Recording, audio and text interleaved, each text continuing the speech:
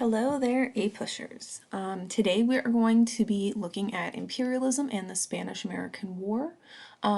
This particular video is going to be rather long because this would be something we would cover in 2 days of class. So definitely feel free to break up watching this video as we go. All right, so we're going to start off, we're going to look at a lot of cartoons today, but we're going to do a quick review of just basics of imperialism, and this should be stuff that you should remember from world history. All right, so we're going to kind of break down using this particular cartoon that we have on our page.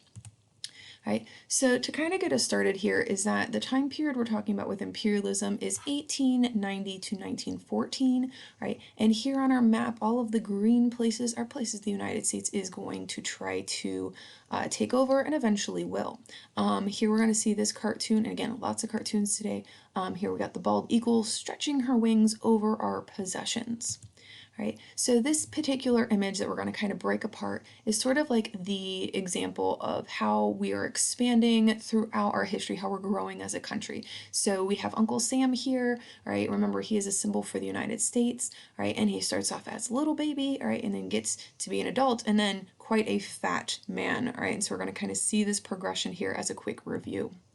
Right?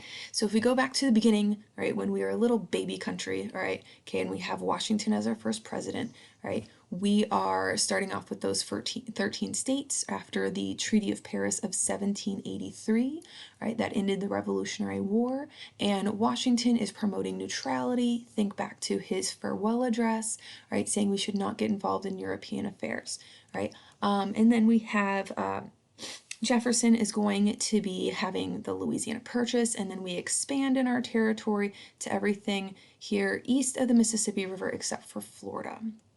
Right? We grow up a little bit as a country, all right, and then we are involved in the War of 1812, so us versus the British Part 2, and we're going to also gain Florida, and that is some help of Andrew Jackson invading Florida and having those Seminole Wars. Now, after the War of 1812, James Monroe helps to pass the Monroe Doctrine, right, has a lot of ideas from Washington in there about neutrality, right, and basically said that Europe needs to stay in their part of the world and not come into the Western Hemisphere. This is going to be something we're going to talk about again here with imperialism. We're going to add on to this Monroe Doctrine during the time period of Teddy Roosevelt. So definitely keep this document in mind. Right. Again, we grow up a little bit more. All right, we have the Mexican-American War. Polk is president. All right, this whole idea of trying to expand, all right, manifest destiny. All right, so again, we're expanding all this stuff. Again, a lot of good review here. And then we're going to have the entire continental United States, right? And we're going to have that Mexican cession from the Treaty of Guadalupe Hidalgo. We're going to have the Oregon country. All right, so remember, this was the Democrats at the time wanted to go 54-40 or fight and wanted all of the land, but we ended up dividing it here where we have the Treaty of 1818 line. All right, Texas was added. Remember, that was done at the end of presidency and basically started the Mexican-American War. We buy the Gadsden Purchase here from Mexico to try and have a transcontinental railroad here in the South. However, that does not happen right away because we end up having a civil war. Right? Post-Civil War, we have the Gilded Age, so we just talked about that. Remember, Gilded Age, we are trying to basically make as much money as possible. Everything looks really, really good, but underneath the surface is a lot of corruption, right? And that Gilded Age is then going to prompt the Progressive Era because we got to fix all of these problems, right? And then through that idea of trying to make money, all these big businesses want to expand. And so that's where we're going to start seeing the gaining of all of these all these places: Alaska, Hawaii, Guam, Puerto Rico, the Philippines, and then also we're going to go into Panama for the Panama Canal, right? Now, Alaska, we're going to talk about that here first, right? Alaska, if you can see on here, the date is 1867. That's during the presidency of Andrew Johnson, like right after the Civil War. So that one we're going to get quite early, but nobody thinks it's a good idea at the time. It's not until later that during this imperialism time that we're like, oh, there's actually some cool stuff up there that we might want. But you can see that we've now expanded literally in our cartoon here, right? He's expanding his waistline, and we have to protect all these new places. And so that's why he has his new little toy here, right? His navy underneath his arm, right? And that navy is going to be nicknamed the Great White Fleet because it's going to be an all-white navy that we're going to tour around the world, kind of to show off all of our cool new weapons that we're going to have. Okay. So if we put this all together, right, again, nice little timeline of what's going on. So here in the beginning, when we're kind of growing up, right, we're trying to expand, we're trying to stay neutral, kind of taking care of our own because we're growing up and we can't get involved with everyone else quite yet. Right? And then we get a little bit older as we're an adult, right? This is during the Gilded Age, right? We want to try and involve ourselves and make as much money as possible with other countries. And so once we are the big country that we are and all expanded, this is all these European countries want to shake our hand and be our friend, right? And so again, we're now kind of like playing with the big boys, if you will, right? So that's a nice review over a lot of things. Okay, and our next thing we're going to look at is just kind of the basics of American imperialism. So from world history, you definitely talked about imperialism, you talked about the scramble for Africa, you talked about the British imperialistic style, right? They're using all of this expansion, and the United States is kind of left out. And so during our imperialism time period, we are trying to catch up to be like the big guys, like the British, right? So we have this famous cartoon here. You might have seen this from world history. Shout out to Miss Bayman, right? And this guy here has his arms stretched, and he is all over the continent of Africa. So you can kind of see that down here, right, below him, right? And this is also where we're going to see lots of things from Rudyard Kipling, right? So Rudyard Kipling, he's the guy who wrote the poem The White Man's Burden. He's also the guy who wrote The Jungle Book. Yes, the Disney movie. And so if you want to take a brief moment, go on Disney Plus and watch The Jungle Book, go ahead. But kind of think of it in a different light, is that it's really about imperialism and how Mowgli has to go to the man village and he cannot stay out in the jungle. He has to be quote unquote civilized. So a different way to take it than just how Disney has portrayed it. But here we got a nice little poem here from Rudyard Kipling. I think does a good job of kind of showing this imperialistic thing. So we're going to go and read it real quick. It's called We and They. All good people agree and all good people say, all nice people like us are we and everyone else is they. But if you cross over the sea instead of over the way, you may end up by thinking of it, looking on we, only as a sort of they. So think of it as this we versus they mentality. The we as in we're doing a good job, we have good ideas, and they are doing something bad. They are evil. And so obviously from this you're going to get a lot of ideas of racism is going to come about with this. The idea of the United States thinking they know better than other places. Lots of problematic things are going on, right? And again, we, the United States, are taking our lead from the British because the British were very successful at this. And so if they did very well with it, we're going to kind of copy their idea. Right? The ideas we're going to talk about with imperialism, the justification for the United States, kind of made a little chart here for you. We're going to talk about each one of these, but we have commercialism, social Darwinism, militarism, humanitarianism, and jingoism or nationalism. You can see all of these end in ism, right? So everything we're going to talk about when we look at different wars and things like that is which ism matches on with the cause of this war or the cause of this conflict. So definitely keep that in mind. You're going to see these isms pop up on different slides that I added in there. So then that way we can kind of make those big connections. All right, so let's real quick go over these. This won't take us very long because they're all pretty standard. So we'll start off with commercialism. Commercialism, think of commercials. Commercials are going to try to sell you something. It's all about making money, right? So with this, we're going to think about Rockefeller with the Standard Oil Company. He wants to make money, right? We got to go to new places to make that money. Think of the big monopolists that are going to go along with this. Our map down here is of Hawaii, and why Hawaii is going to be a very strategic location, right? It is in the middle of the Pacific. This way we can have all of these routes to all the different parts of the world are going to connect to Hawaii. So the story of Hawaii in real quick terms is Hawaii was controlled by a queen, a monarchy, Queen Lilo Lukiani. So again, another Disney reference. Lilo and Stitch, she's named after Queen Lilo Lukiani. And the queen allowed a lot of people to be in Hawaii, a lot of Americans. They were making a lot of money. The Hawaiian people were doing well with this until the Americans became more greedy. So we got Dole Pineapple here, this Dole guy, that we buy our pineapples from, he is the guy who basically takes over Hawaii, overthrows the queen with help from the American military, and they overthrow her, and then eventually will annex Hawaii as a territory, and then later it will become a state. We got some quotes here from two different presidents. So Cleveland saying Hawaii is a stepping stone for the growing trade in the Pacific. Definitely can see that with our map right here.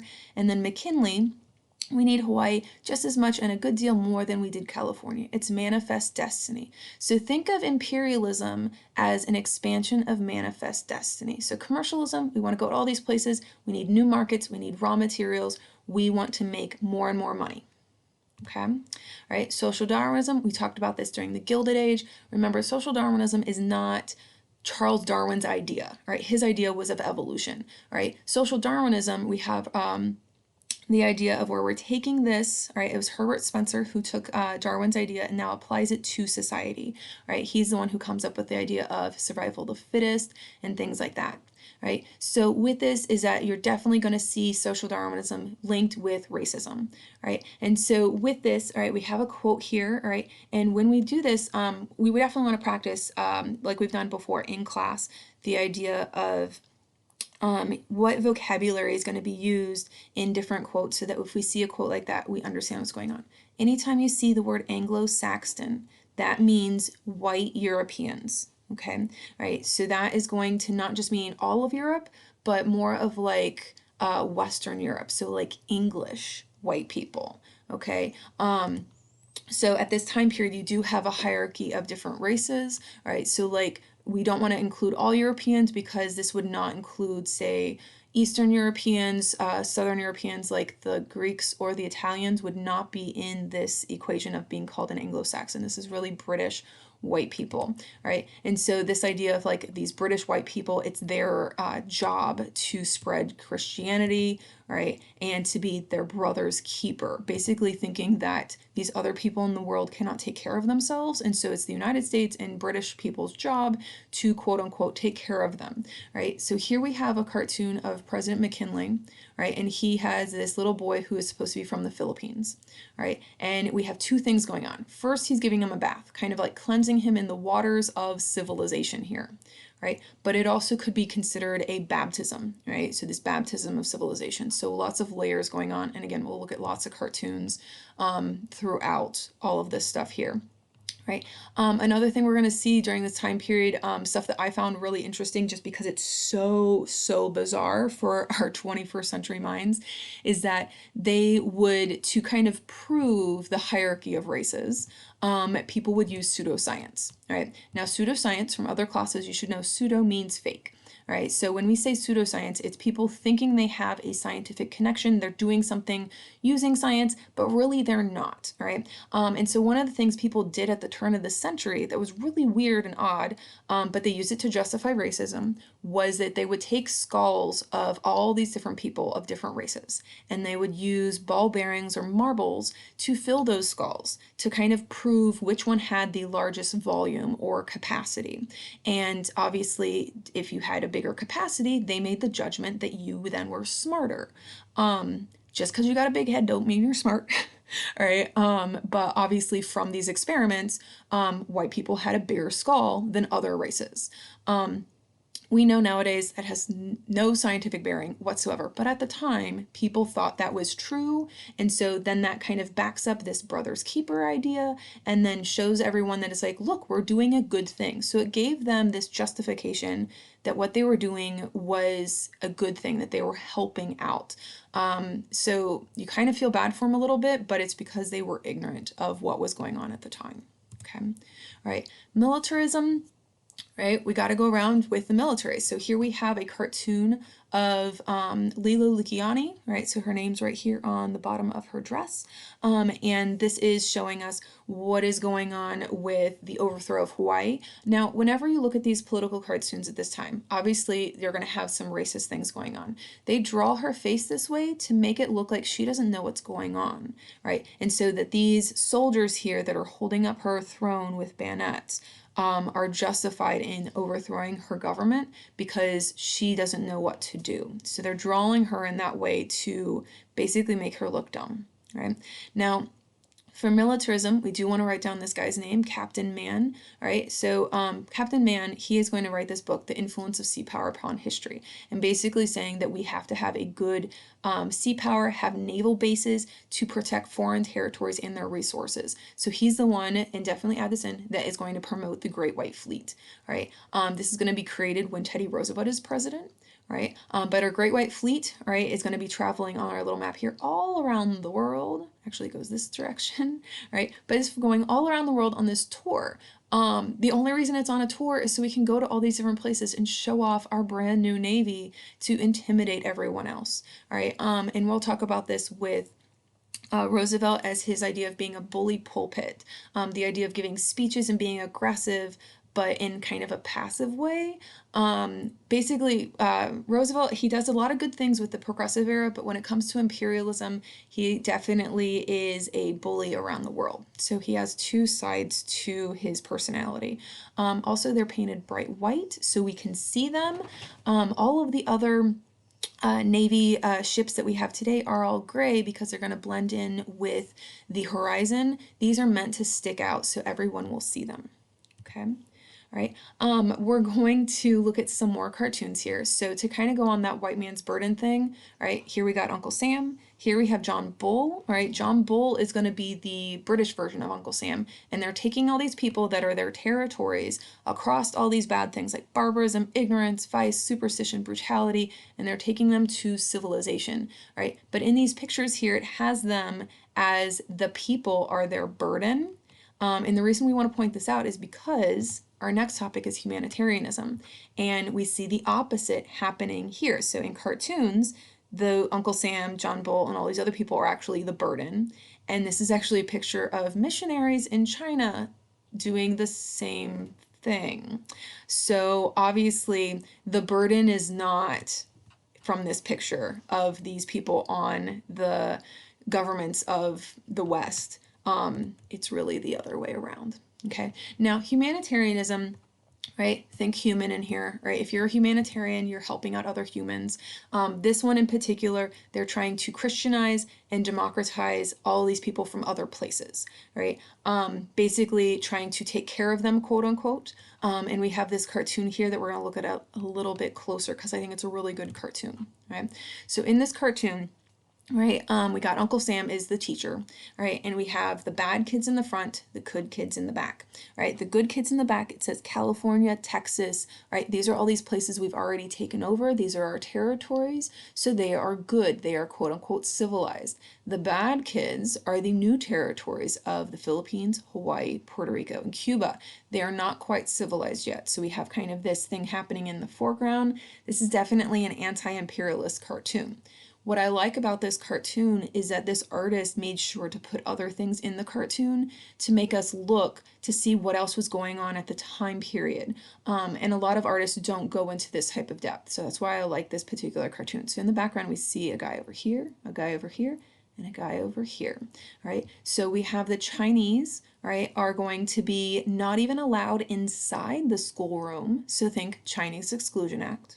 Okay, we have the Native American here. He's allowed in the room, but look, his book is upside down, right? So think of this as like the Carlisle Indian School of how we tried to assimilate the Native Americans. So they're allowed in the classroom, but they're put off to the side, right? It's not really, they're not really being educated, but they're at least allowed in the room, right? And then, unfortunately, over here we have an African American. He's in the room, but think about it, everything's segregated and he's actually washing the window. He's not really allowed to be in this school. So this artist is not only saying that they're anti-imperialist of what's going on here in the foreground, they're also giving you commentary dealing with education happening in the background as well, right? So a lot of depth going on in this particular cartoon.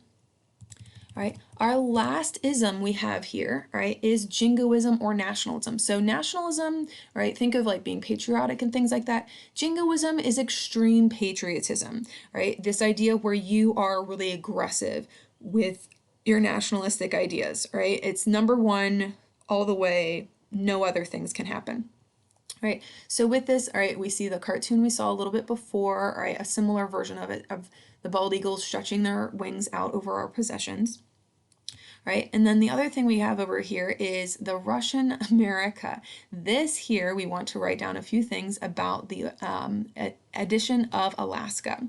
So Alaska was going to be added to the United States in 1867, right, by William Seward, right, and that is Seward, Seward, right, and he buys this during the presidency of Andrew Johnson, right. Now, when he bought it, we were in the midst of Reconstruction. It was very expensive. We don't have any money. So people were really criticizing him for what he was doing. All right. It cost $7.2 million at the time. We didn't have that kind of money. So people said it was Seward's folly or Seward's icebox. Right? Because they're like, there's just a bunch of ice up there. This isn't worth anything. It's not until this imperialism time period that we discovered there's gold in Alaska. Right? We don't know about the oil yet or the other resources quite yet, right? But we do know there's gold, right? And so it's the idea of now it's a, instead of this being a folly or an icebox, right? Now this is a point of national pride because, like, look at all this gold that we found, right? We totally knew it was there. Yeah, right. We didn't know it was there. So we can definitely add this in here. Jingoism is a weird term of this idea of this extreme nationalism. We're going to see a lot of this with the Spanish-American War here in a moment.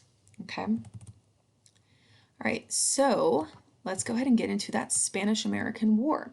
All right. So our Spanish-American War is nicknamed the Splendid Little War because it's only 114 days long. All right, very, very short. We get a lot of stuff out of it. And here I get to tell you guys a little story. These are pictures of my great-grandfather. So my grandmother's father fought in the Spanish-American War. He was stationed in the Philippines.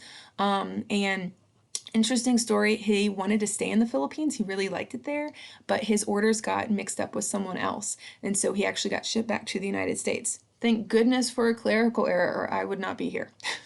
But this is one of those things where during this time period of social isolation and social distancing, definitely do some video chats and phone calls with those older relatives that you have. One, because, you know, they're stuck at home too, but also you might find some really cool, interesting information about your family history and these little stories and tidbits that they could share with you, especially since we're getting closer to time periods that they would be alive. So when we get to the Great Depression, World War II, things like that, definitely call those people up. They'll remember stuff from when they were little and they can tell you guys some stories, right? Which is always, you know, it's good for you to help you review some history and also good for them because they want to tell their stories. Okay, okay, so for our Spanish-American War, let's look at the causes first. Okay, all right, and so all these causes are we're gonna connect them to one of those isms that we had before.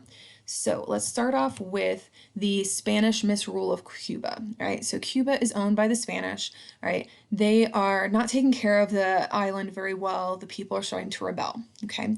So humanitarianism, because we're trying to help out the people of Cuba, but also military-wise, because we would like Cuba to be independent and not ruled by a foreign power, right?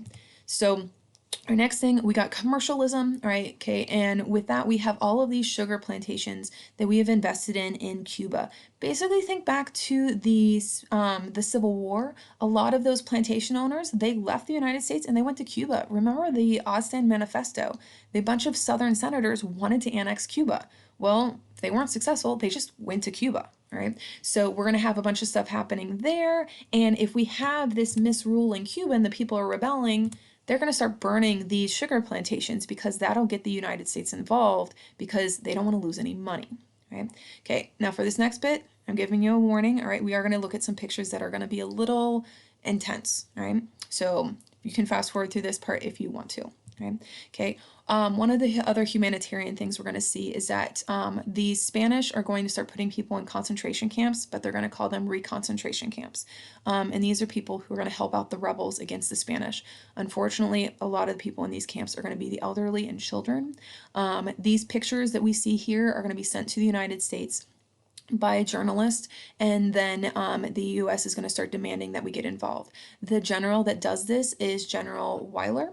Right? He's going to be nicknamed the Butcher, right? For obvious reasons, right? So definitely some main reasons for us to get involved, right? Our next thing here we got is yellow journalism. So real quick, we already talked about some journalism before. That was muckraking.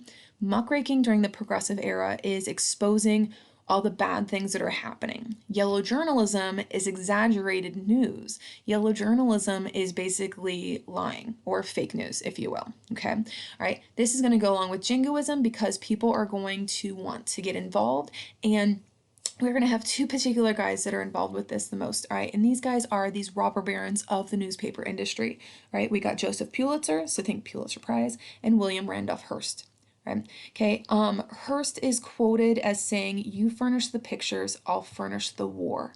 So literally when we talk about fake news, he is going to be getting these pictures from places in Cuba and not caring what the actual story is, he'll make it up. Right, so these guys are only about selling newspapers. If you want to have a little bit of extra going on with this, I'm going to plug Disney again. Disney should pay me for this.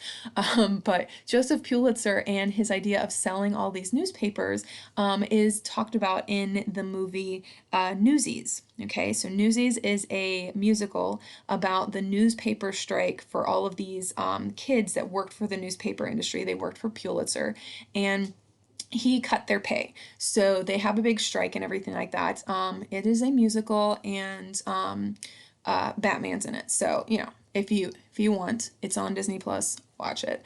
But this idea of wanting everyone to sell these newspapers, we call them yellow journalists because the papers they sold them on, the ink made them a little yellow color. So yellow journalism is like fake news, we're lying about stuff.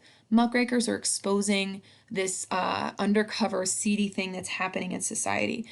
These two types of journalism are happening at the same time, so you could kind of think about for the average consumer of news, they're going to be kind of confused of like what is real and what's not. You could definitely throw some like advanced thinking with this, with the idea of what's happening with our news today. There's a lot of stuff being thrown at us, especially with our current situation. With COVID-19 of like, well, what is real, what's fake, what's exaggerated, what's real. You could definitely get a parallel from back to this time period. Okay. Our next thing we got going on here, definitely pause this if you want to write some of these things down. All right, we have the Delome letter. Delome is the ambassador to Spain from the United States. Or sorry, I said that backwards. Right, he is the Spanish ambassador to the United States. Okay, so he's a Spanish guy, and he's going to criticize the president, President McKinley, saying he is weak. Right, and so this is going to get all of these people who are jingoists, right? Okay, the jingos, if you will, right? They're the people that are these really nationalistic people, saying that it's like that the Spanish government is making fun of us. They don't take us seriously, and it's going to kind of fire everybody up. Right? Okay, no one wants to be insulted.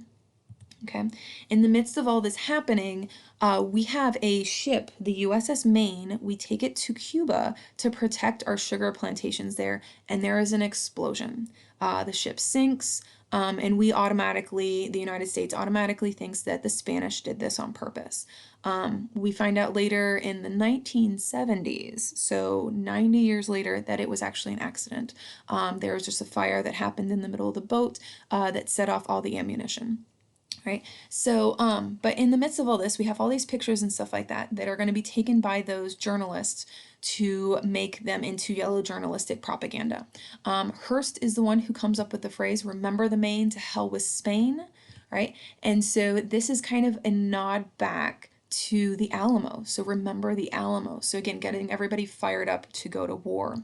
Here we have some of those yellow journalistic newspaper headlines. So here, the New York Journal, all right, "Destruction of the warship Maine was a work of the enemy, and crisis is at hand, Spanish treachery." Even in this New York Journal article, they have an image here. That's this picture of like, here's the boat, here's where the mine was. This is exactly what happened. It's completely fake, all right? None of that is true at all. Now, when all this happens, McKinley actually made a blockade on Cuba to stop any more boats from being destroyed and things like that. You can't make a blockade around another country. It's an act of war. So we're now at war. So yeah. So for the war, again, it is called the Splendid Little War. We only have one date to remember for this one, 1898. It is 114 days long. Now, before we get to the war itself, we need to do a little review on Teddy Roosevelt. All right. Now we're doing things a little out of order. Before, what we did is we talked about Roosevelt with the Progressive Era. And the reason I did that then was because we wanted to do that back to back with the Gilded Age, right? So this is actually before he is president, right? So we're doing things a little out of order, but it's totally okay, right? Follow along. All right, so Roosevelt here, he was the Secretary of the Navy, right? And he's an imperialist, right? And he doesn't really like McKinley that much. He says he has the backbone of a chocolate eclair. That's like a donut. So he doesn't really get along with him too much. And here we got Roosevelt. He says he's going to tell Admiral Dewey, who is in charge of the Navy, to go to Manila. Manila is the capital, Manila Bay of the Philippines, and to go and destroy the Spanish Navy there. And then he quits his job and goes to Cuba because he wants to go and fight. Right? Think of him as this like kind of aggressive type of guy, right? So here we have Roosevelt. He becomes famous for being a Rough Rider. The Rough Riders are a group of guys that he gets all together and they go to Cuba. They have a couple battles. All of their escapades in Cuba are going to be told in all these newspapers, selling tons of newspapers, right? And he becomes famous across the country for that. So if you've seen Night at the Museum, right? This is Teddy Roosevelt as a Rough Rider. This video I got here, I will definitely put in the description below for you guys to look at, along with a couple other videos as well. So definitely click on those to help you out. Right, so Dewey is off in Manila. All right, he goes there to smash the Spanish fleet. Our boats at this time, our Navy they're new boats, so they're made out of metal. The Spanish are still mostly using things made out of wood. We destroy the entire Spanish Navy in 4 hours. Yes, I said 4. So that's kind of over there in the Philippines. So we've finished the war in Cuba. We've finished now the war over here in the Philippines. The only reason the war is 114 days is because it takes so long to get to the Philippines. We don't have the Panama Canal yet, right? So that's definitely going to be linked in some stuff later on, right? Now the war in the in the Spanish-American War is over. However, the Philippines are still going to cause us some problems, right? Now, with the Philippines, all right, they are going to promise to help us during this war because we promised them to be independent, okay? The leader of the Filipino people is this guy, Emilio Aguinaldo, all right, this guy right here, all right, so leader of the Filipino uprising, and he was promised that, hey, if you help the United States, we'll let you be independent. No, we backed up on that promise and we end up making them a territory. So him and his followers are obviously upset and they're going to start a war called the Philippine-American War, right? This war is not talked about a ton in a lot of history books, right? And it's because of some of the things that the United States did during that war. The Philippines will eventually be independent, but after World War II. Right, so it takes a while. So we're going to look at some pictures here of what's going on with this Philippine-American War. Right, so here, this picture, the only reason I'm including it is because it is from an old AP DBQ from a few years ago, right? And this particular image on that DBQ was not a lot of students did well with this particular image. They made assumptions that were incorrect. So definitely want to go over this. So we got Uncle Sam here, kind of looking a little creepy, and he has in his hands a school teacher and a soldier, right? And he's offering them to the Filipinos, and this guy here is Aquino, the leader of the Filipino rebels, right? And so he tells them it's up to them, Uncle Sam, you can take your choice, I have plenty of both. So what he's doing, Uncle Sam here, is he's telling these Filipino people, you can either become part of the United States and we will educate you, assimilate you, or we can do it by force with soldiers, okay? The choice is up to you, okay? So this is not about jobs or anything like that, but this is about the idea of either you can do this by choice or by force, okay? All right, now with this Philippine-American War, some really awful things are happening with it. All right, the United States starts to see that the rebels are going to give weapons to anyone who can help them. This includes children. So here we have a political cartoon about this guy, General Jacob H. Smith, who ordered to kill everyone over 10. So here we have a firing squad with Filipino children in it. And so this idea of basically anyone who could carry arms against the United States was to be captured and stopped. The United States kind of has a big uptick in trying to complete the Panama Canal during this time in order to try to get back to the Philippines to stop these things from happening, right? The other thing we got, and again, another warning for you guys with our pictures, so definitely fast forward through this if you need to. Right. During the Philippine-American War, we are fighting in the jungle, so that's going to be make things a bit more complicated. And so from those complications, we'll end up seeing concentration camps are going to be happening. So we have the picture up here. Because there's going to be lots of people killed, we're going to create mass graves. And this is also where we come up with the idea of waterboarding. So these might make sense of why the United States does not really talk about the Philippine-American War that much, because we didn't do a whole lot of great things. We basically become these imperialistic aggressors. Okay, so yeah, right, not very good. So when this war, the Philippine-American War, is over, the Philippines will be controlled by the United States, and we will have William H. Taft, future president, will be the governor of the Philippines. He actually does a really good job with this, all right, which is why then he will become vice president under Roosevelt. And you can see here in this picture, he's the guy over here. He actually allows the people to continue having their culture, right? We're not having this mass assimilation. We are doing some, right, but not as much as in other places. So things do turn out better in the Philippines, but you know, of course, it's going to get better because you're not doing what we were doing before with that war. Okay. Now, the actual end of the Spanish-American War will end with the Treaty of Paris. I know, another Treaty of Paris. People just like to write treaties there. And so this Treaty of Paris is 1898. Right? It is our last Treaty of Paris. Okay, so at least that's a good thing. So things we'll agree on. Spain is going to allow Cuba to be free. The United States will not annex Cuba. All right. The United States will get Puerto Rico as a new territory, and we will get Guam, and we will pay money for the Philippines. So we're going to get 3 different territories and become an imperial power.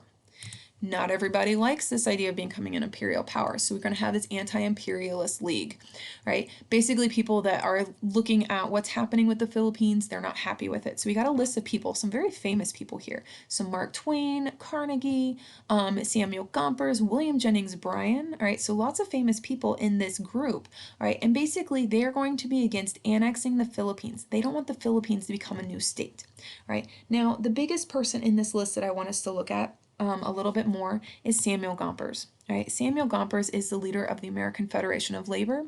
Right? Think of him not wanting to add the Philippines to the United States because he realizes that the people are not going to be paid very much money if they're going to have factories in the Philippines, and that will take jobs away from workers in the United States. So hence a labor unionist is going to be against adding the Philippines to the US. Right. Now with Cuba, we said Cuba was going to be independent, right? And the United States was not going to annex it. So we have 2 amendments to that treaty, right? So first off, the Teller Amendment, right? This one's going to be easy to remember because we are telling everyone we promise not to annex Cuba, right? Teller says we tell everyone that. Right? Okay, the Platt Amendment is going to be these items down here, right? So the Platt Amendment, when we add that to the Treaty of Paris, we're saying that all right, Cuba is not to enter any agreements with other countries. The U.S. could intervene at any time we feel we need to. So we're really controlling them. We just don't own them. And we're going to create a new place called Guantanamo Bay that's going to be in Cuba.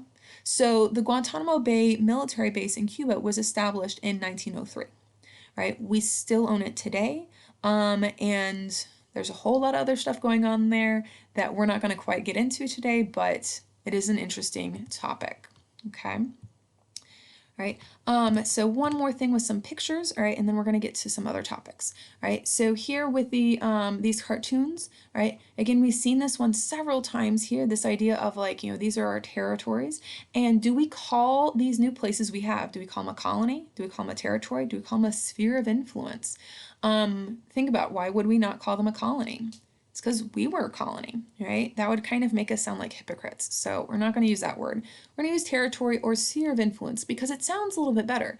But really, what are the differences between these 3?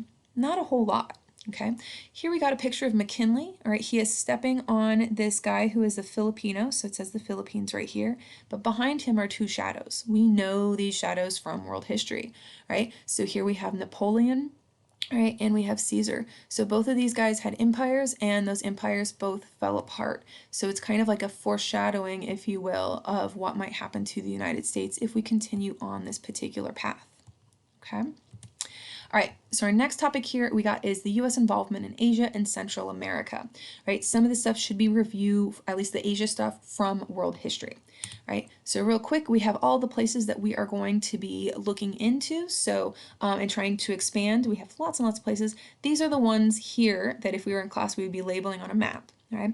Okay, for a quiz, okay, but what I want you guys to do is just make sure you know where these particular places are, right? Most of you do, right? But remember, Guam might be one that we are not as familiar with. Guam is this little island over here. It's still a military base owned by the US, and then the Philippines are over here. The reason we want the Philippines is it's close to China, right? Okay, for when we look at the Caribbean, again, a Caribbean map, again, most of the stuff on here, we know where these places are, but again, we want to make sure that we know those locations on this map, right? So Cuba, right, Puerto Rico, Panama, Colombia, okay? All right, so here we got a quick review. All right, so from world history, you should remember the opening up of Japan with Matthew Perry, right? So we had the Sino-Japanese War, that's Chinese versus Japan, right? Japan will win, and they start using their influence to try to colonize parts of China, make it a sphere of influence. And we see a lot of European countries doing the same, right? The US wants to make sure we stay in this, so we have the open door policy, right? The open door policy basically says that everyone is allowed to be part of China, all right? We can all be part of this. The Secretary of the US at the time, the Secretary of State, is John Hay. We definitely want to know this guy's name because we're going to see his name, Hay, as a lot of treaty titles, and that's just telling us that he's one of the people negotiating it. But everyone's going to have equal access to China. So we're going to look at some maps, right? So here we got China, right? And we have on our little key here, right?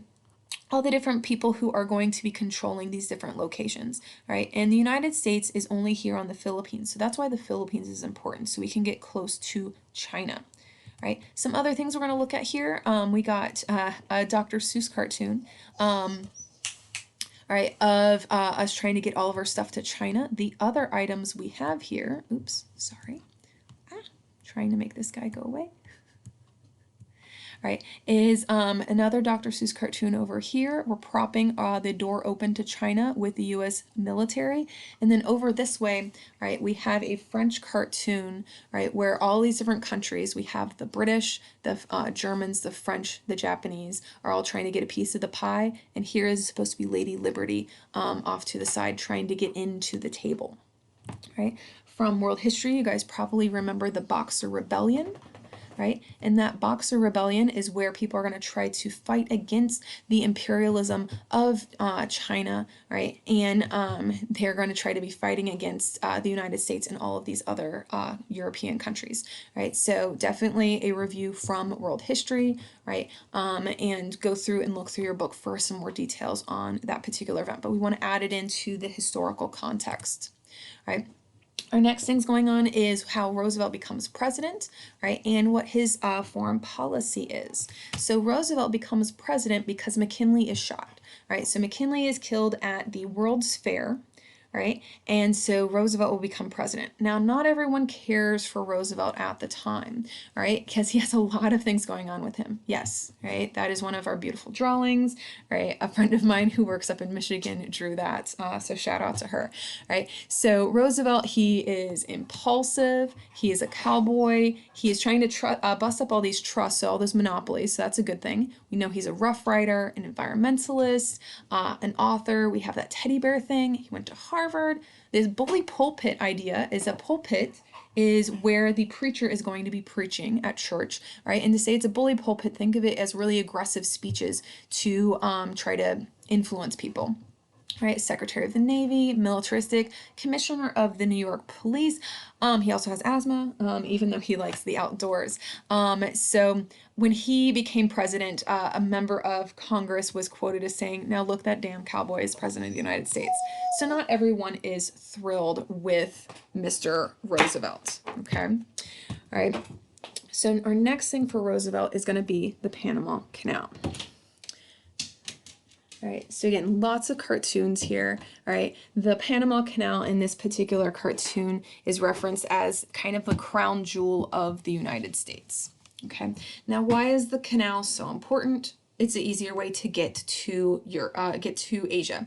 So here we got a quick little thing. During that Spanish-American War, right, the USS Oregon actually went to race from Cuba to the Philippines.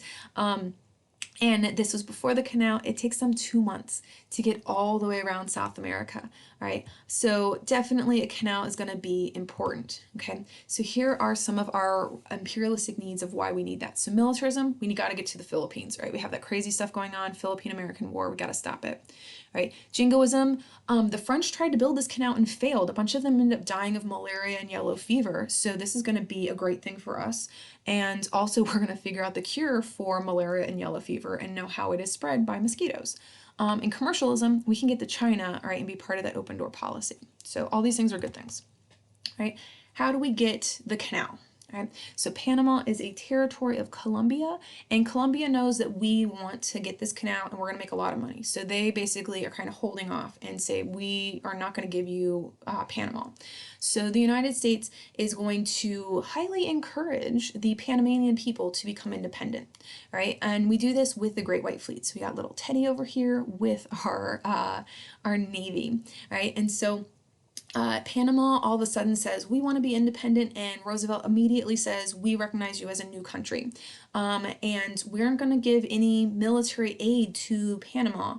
However, we are going to put our Navy parked right outside of Bogota, Colombia, to basically kind of show off our Navy. Think of this as being very aggressive, okay? Right? The treaty that will actually allow us to have access to the canal zone is the Hay-Buena Vera Treaty, right? So Hay here, that is our Secretary of State, right? And we are going to get this section of canal for $10 million down and a lease of $250,000 a year until the year 2000 is when we give it back. So here's a little map, right? Literally, we just park our Navy right here and we're just like, hey guys, Colombia, did you check out our new boats? Aren't they cool? And all of a sudden, Panama becomes independent. Interesting, right? Okay, so for the Panama Canal itself, right here we have a map of where it is. The company that's going to help build this canal is General Electric. So the refrigerator or stove in your house is the same company as the people who built the canal. And of course, Roosevelt has to get involved here. All right, so here he is in Panama using the giant machines to help dig out the canal. Right. So again, lots of cartoons here. We're just going to kind of look through some stuff, right, of Roosevelt here digging up this canal, all the dirt he is dumping here on Bogota, which is the capital of Colombia. All right, we got lots of videos. All these will be in the links below. Okay, all right. Along with this aggressive nature of Roosevelt, he's going to add the Roosevelt Corollary to the Monroe Doctrine. So corollary is a word that means addition to. So Roosevelt's addition to the Monroe Doctrine. And basically what he's saying is that if Europe gets involved in the Western Hemisphere, right, now we are going to have the ability to be an international police power, and it's an act of war. Right, so in our cartoon here, you got Roosevelt with a giant gun here on our Great White Fleet, and it is labeled Monroe Doctrine. It's pointed at a European power, right, who is trying to get influence into the Western Hemisphere. So this is going to allow us to kind of put teeth on that Monroe Doctrine and really enforce it. Okay, Roosevelt's foreign policy is going to be this big stick foreign policy.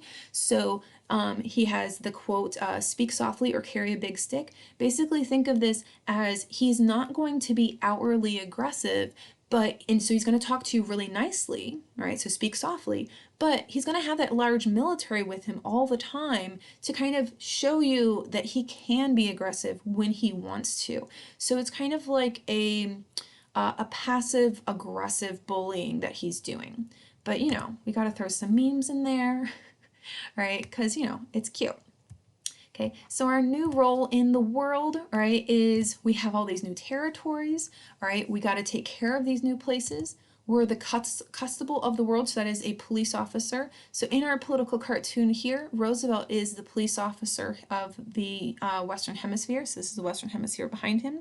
This over here is Europe. This over here is Asia, right? And his new diplomacy is that big stick diplomacy. And the big stick is really going to be that navy that we have. So very aggressive kind of foreign policy, but at the same time, he's going to have a treaty with Japan and Russia to end the Russo-Japanese War.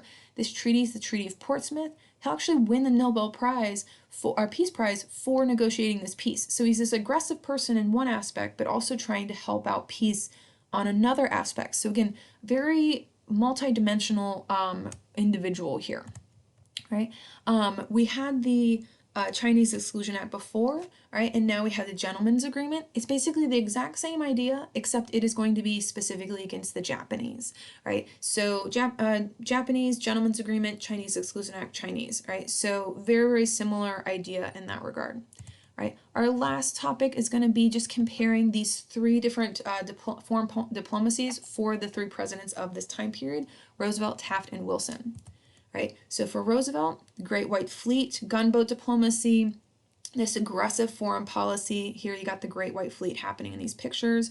Right. So gunboat diplomacy refers to the pursuit of a foreign policy objective with the aid of showing all of your military might to basically threaten people. So very bullying type of thing. Right. Taft is going to have dollar diplomacy. So this is to increase American investments in the world as a way to increase American influence and therefore create stability that would promote American commercial interests. So very much commercialism, economics is going on here with Taft.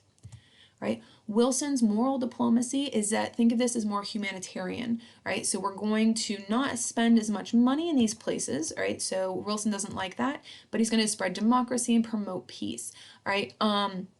We still do this sort of idea today. Think about it, like when we've had the last interventions with Iraq, all right, so the Operation Iraqi Freedom, right, is that through that we are spreading democracy to these places, and we're kind of forcing them to become a democracy just because we are, but that might not necessarily work in those particular places. So this is kind of an old idea that comes all the way back from Wilson, okay? So aggressive with Roosevelt, economic with Taft, all right, more humanitarian with Wilson. Right, so just to wrap things up, right, to kind of have an idea of us as a world power in the 20th century, we got that industrial revolutions happening, right, we're building the third largest navy in the world, we're annexing all sorts of territories in the Caribbean and Asia, all right, and we're asserting itself as equal to European nations, right, and building influence by building the Canal, protecting Latin America, and trade in Asia. Right, so again, guys, I knew this was long, but again, we would have done this 2 days in class. A bunch of videos are down in the description below. Definitely watch those throughout this entire video. If you have questions, definitely tell me what the timestamp is on it, right? Send those to me and remind, and then we can kind of have a review of what's going on with imperialism, the Spanish-American War, all right, and all this intervention with Asia and Central America, all right? And until then, guys, I'll see you later, all right? Hopefully all this is making sense, all right? And again, I knew it was going to be long, but we would have done this 2 days in class, so yeah, all right? But send me those questions, all right? Bye-bye.